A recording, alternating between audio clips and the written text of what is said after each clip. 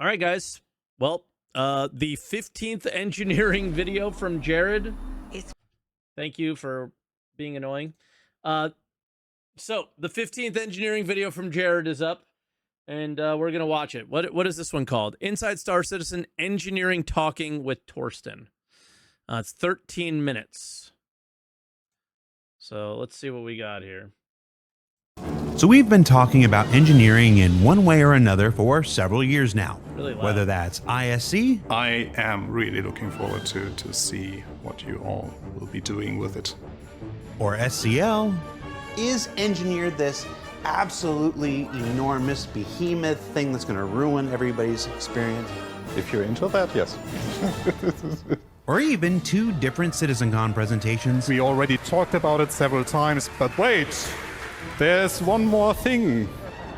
When I was dressed up as a late night television host vampire and dumping sand throughout the LA office without permission. Don't ever do this again. They're begging me not to continue. But we will How many minutes is it? show them. Count Disco does not know how to listen. Yes, it was a different time. But over the years, the systems have continued to evolve, and now, after 7 videos, several Arena Commander and 7. tech preview tests, and the current PTU cycle underway now, we've never been closer to bringing the next evolution of spaceflight to life ahead of our intended release later this month. So rather than go through every detail once again of what you're already experiencing on the PTU now, I sat down with Thorsten for this short discussion of what I'm calling Inside Star Citizen, Talkin with Thorsten, the 8th show about engineering before it's been released. And that's why we didn't do another CitizenCon thing this year. All right, we can probably shorten it to just Talkin with Thorsten. Yeah. So, right off the bat, it's been a year since we did that last ISC on engineering. I mean, I think we can literally start the video here. Like, there was no need for any of that for us. So, yeah. There was a ridiculous intro of, not really needed, and now here we are. So, right off the bat, it's been a year since we did that last ISC on engineering. What's the same? What's changed? We didn't change a lot. What did change is the main direction of the feature itself. Just the main direction. Just the main direction. Technically, everything that you had in the Arena Commander, everything that we talked about still stands true. So everything that we discussed, all the intentions we had, still stands true. We had before, like, the direction of things have to happen. You have to be on your toes. You have to be very reactive to everything that is happening. We noticed that this is not particularly fun. So Just giving people something to do is not enough. giving people something to do can be really fun, but it pulls too much attention to these rather than of the gameplay that you should experience. Yeah, so what our experience was, and he was watching us a lot when we were doing this in the original tech preview in Arena Commander, was we were limited of how many people we had in our ship. So we had to go, all right, we need to say this many people are in engineering and this many people are hitting turrets. So we couldn't even fully crew our turrets because engineering was so important. As in repairing engineering. So the direction that we got was, and we are now acting on, is that engineering gameplay is there to extend the lifetime of the ships rather than making your life miserable on a ship. So currently it's not extending the lifetime of the ship, but we know what their goal is, so we can keep giving feedback based on that goal. It doesn't feel like our ships are lasting longer, right? So the idea is what we need to pay attention to, and if they're not achieving that idea, then we need to provide the feedback on that and be like, hey, this is my experience, right? It's a nice change. I think it's Which I think they're aware of. Let's refresh ourselves on the basics of how it works for people who haven't gone back and watched the 7 previous videos. The first thing is preemptive or preventative stuff, the stuff that happens before things happen. Tell me how you use engineering to prepare your ship. One of the main things right now that you have to do, or you should do, is prepare for travels.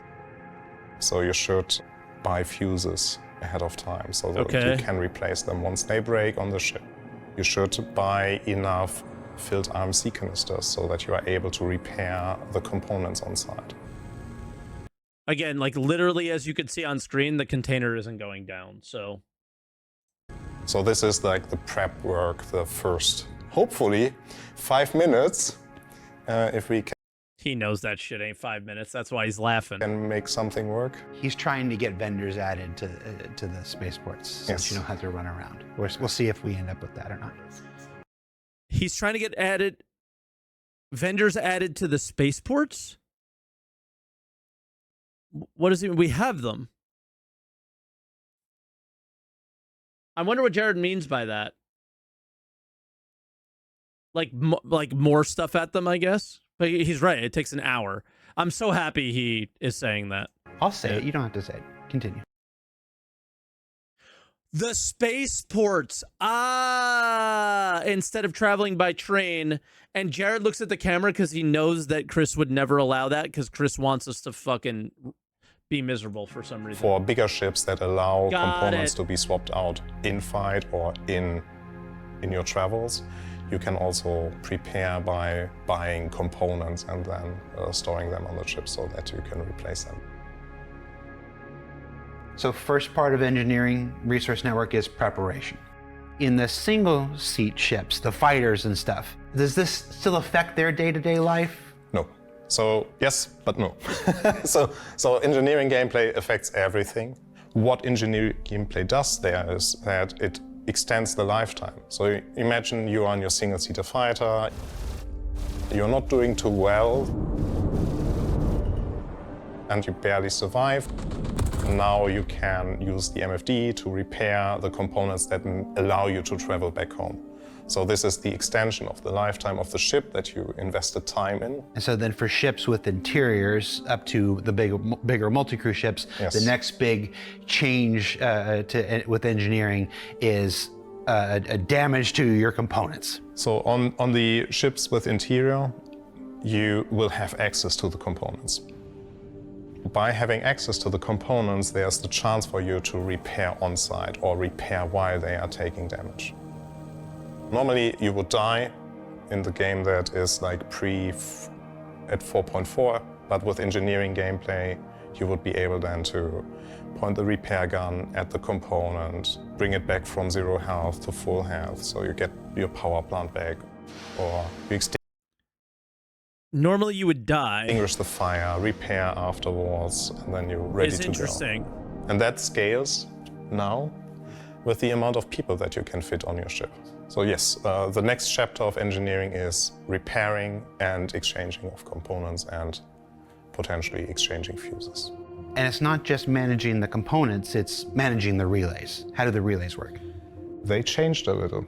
So if you recall lot. in the early tech preview and even the early Arena Commander mode, relays were like the weak point of any ship. We thought back in the day that this is a really When you're dead in the water, you're dead in the water. One shot on the depleted hull means an insta-crit of the power plant again. So what I think Icy Jones in chat is saying, I have not tested this yet, but this is something I want to do, and I'm assuming he saw maybe Cutlet do it, is exactly that. Like, if you repair a power plant to full after it went critical and put it back in with the hull already damaged, because here's the big problem right now, is your hull going critical, which is different from your armor, which is different from your components, just sets your power plant to self-destruct. So you can have a fully healed power plant and they hit you, like they literally flick your hull and your power plant will go self-destruct. It's odd. Not for full. I see power plant repaired inside socket to 60%. Stop it. Yes, but if they shot again, it would start again is what they're saying. Right? That's not right? Okay, hold on. Yeah, so I trusted somebody in the chat and I shouldn't good have. idea. Fair enough. He doesn't even play the game. To a so degree, it would be. That's my But fault. with ships where some relays are placed in a very accessible position. It's something I for wanted to getting test shot and at. haven't yet, At some though. point, there will be the expert players that will just target those, and you will be rendered useless within a blink of an eye, which disagrees with the statement of we have to bump up the TTK here. Yeah. So relays and fuses are still relevant. But if a relay does not hold any fuses anymore, basically the ship cannot support the full amount of power that the power plant would allow you to have. It makes sense to repair or restock the fuses. But it's not going to stop your coal. It's not going to prevent doors from opening anymore. If you don't effectively This was a good change. address the needs of your components and everything, it can now generate a new hazard for the interiors of spaceships: fire. Warning, fire detected. So fire can happen in several ways in our game. Now everyone in chat that was contradicting him says they haven't tested it. Fucking awesome. So one aspect is exterior-induced damage to your ship that can cause a fire. Components will trigger fire based on hits from bullets. So energy weapons are right now the most effective one in setting interiors on fire if they hit the components on the interior, versus ballistics, they have a very small chance of igniting the components. And the next big thing is mismanagement of your ship. So if you make your ship run too hot, so if you, for example, think you don't need the full power on your coolers, that means that all the other components start to overheat. We have a system in place that basically has the auto shut off of some of the components, but sometimes that might not be enough. So the temperature rises so high that the component itself incinerates, and then you have a fire due to this systemic approach. And then the third type is malfunctions. These are induced by the wear and tear. So the higher the wear and tear of the component, the higher the chances is in different stages. Which, hey, wear and tear is definitely like working appropriately in today's patch, I think, which is pretty cool. The components that we weren't using stayed at 100%, and the ones that we were going down. On Captain Fox Alex's latest video, he repaired a power plant to 60%, and it stopped the critical failure. Afterwards, he couldn't get the power plant to go critical again. Interesting. That sounds like a bug, too, That right? they can trigger an ignition. You've repaired it a few times, but you haven't replaced it. Correct, yes. And in dealing with fire, how do you deal with fire? So you have the extinguisher that we now place in every ship, which is the active counter to that. The more fire extinguisher point to the same fire, so you're much What happens quicker. if you claim you have a new That's ship the most if you claim? straightforward way. The next way is venting the ship. And for the release, the way that you will be able to do that is by daisy chaining doors. So what you have to do, basically open a door next to the next door, so that you at some point reach a door that leads to the exterior And vent the atmosphere. and vent the atmosphere out. Sounds like when you're the second place. I have not seen the fire act the way they showed in that video yet. And same with the smoke. It was kind of there and then it was gone. But I really want to, because that's cool. Player playing Gyromite back in the day. So yeah, repairing with replacement You components did and in the fuses. If you Corsair? have Okay, I interiors, haven't yet. repairing those components and replacing those fuses if they take damage, and then dealing with fires. That's essentially the engineering loop that's on its way in 4 or 5. We've recently been in tech preview testing. How's that been going? The feedback that we received is helped us a lot. It helped us also to make some points in some of the changes that we have been seeing now between the different tech previews, which is really good because it brings the gameplay to exactly what we want to have, which is extending lifetime of ships and not being an annoyance, a constant annoyance. One thing that... But again, we are not there yet. We are not there yet. That is for sure. had to come with the engineering gameplay is a full rebalance. So a full rebalance of all weapons, of all ship components, of like basically how our character, the ship, functions in the game. I think we are... I'm just going to say this right now. I think Star Citizen backers have to understand that this is going to be a very long process to get right, and 4.5 may not be very fun from some of these standpoints. That's it.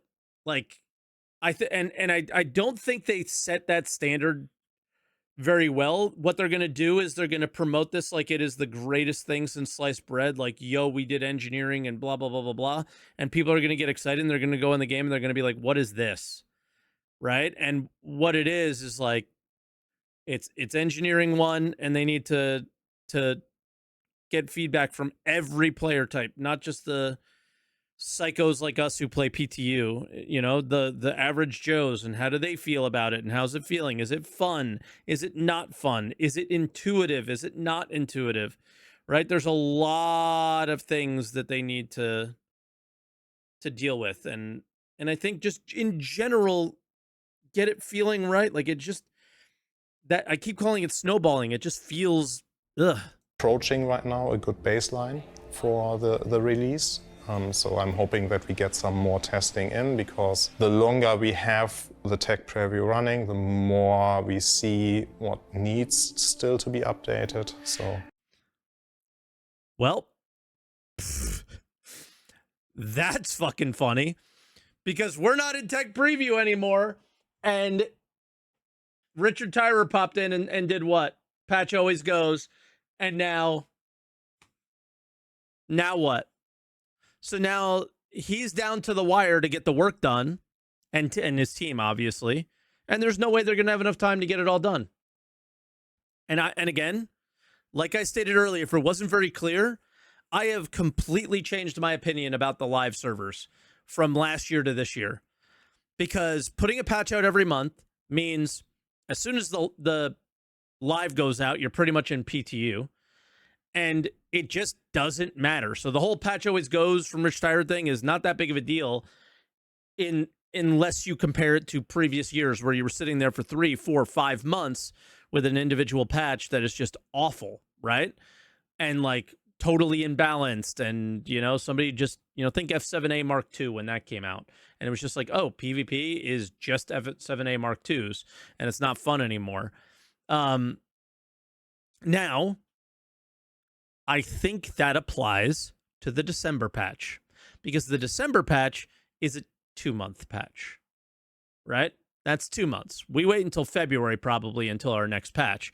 So we got to go all the way through the end of December, all the way through January, and maybe to the end of February.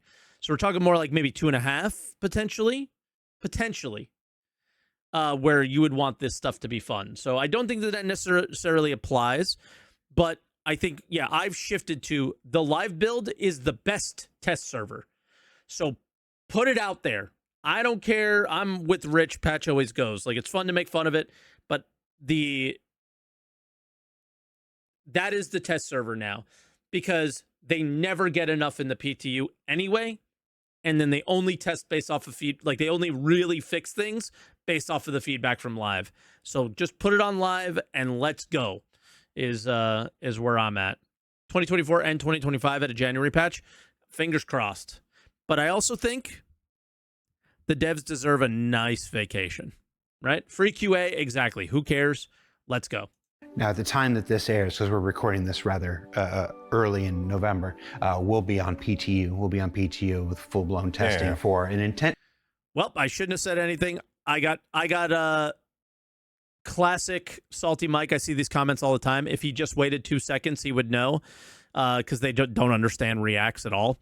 But yeah, good catch, I guess, there, Jared. But at the same time, it's been this way all year. For an intended December release, which is really exciting. Ending the year with a new star system wasn't quite enough. We want to end the year with this gameplay system. It's going to fundamentally change every spaceship in the game that we've been talking about for 5 years at this point. As far as every ship, we say it will affect every ship, but not every ship equally at the time of this release. My understanding is there's about 80 ships at the point of 4.5 release that have everything. There's about 30 ships in various states of conversion. Some have engineering screens but don't have physicalized components. Some have physicalized components but don't have engineering screens. Through all of it, you'll be able to use engineering in one way or another. Last thing you want to say to folks as they're testing in PTU now, and they see this not done. Ahead of its intended release before the end of December. Yeah, so I definitely need to shout out like the people that have been sticking around with me and with everyone involved in that feature. It's a huge group, but the core people that really deserve a lot of like praise are Guillermo, and Guillermo, Scott. we know. Those are my key personnel that without them we wouldn't be here. So with that out of the way, the feature is made to stay. this is Star Citizen. This is the definition of Star Citizen. This is what we always wanted, and finally we have it. Where we've been talking about going for the last Yes. 5 years, yeah. It doesn't mean, though, that what you see right now is set in stone. So we appreciate all the feedback that we receive. We are aware that we don't deliver something that is perfect right away. So we need... I mean, this is the guy that, you know, came on his first ISC, you know, made a bunch of changes to mining that were not good and listened to us and made mining so much better, right? Like, there's some people that come on this camera that I don't believe when they say what he just said. I believe, you know, not in just Joe Hendry, but also Thorsten. Need your help, as always, to point out the things where we can still improve. We are not done yet with engineering gameplay. There are still things that we have on the list. And we are consciously holding back those ideas right now because we think we already gave a lot and we are a bit scared of overwhelming the players a bit. And now we want to observe you playing that and basically figuring out what still needs to be added or even what we need to adjust. Hold on. Buddy just repaired his ship. What still needs to be added. Repaired his engine, thumbs up, looks to the right, and the rest of the ship's not there. Or even what we need to adjust. That was good. That's Thorsten Lyman on engineering, available on PTU right now. If you haven't jumped in and given it a try, do so. And yeah, as we head towards our December release for 4.5. Oh, and as a coda, since we recorded this, we've also decided to add armor into this release as well. So keep a lookout for the upcoming engineering guide that'll go out with the release of 4.5 to learn more. Thanks for watching. We'll see you all again next year.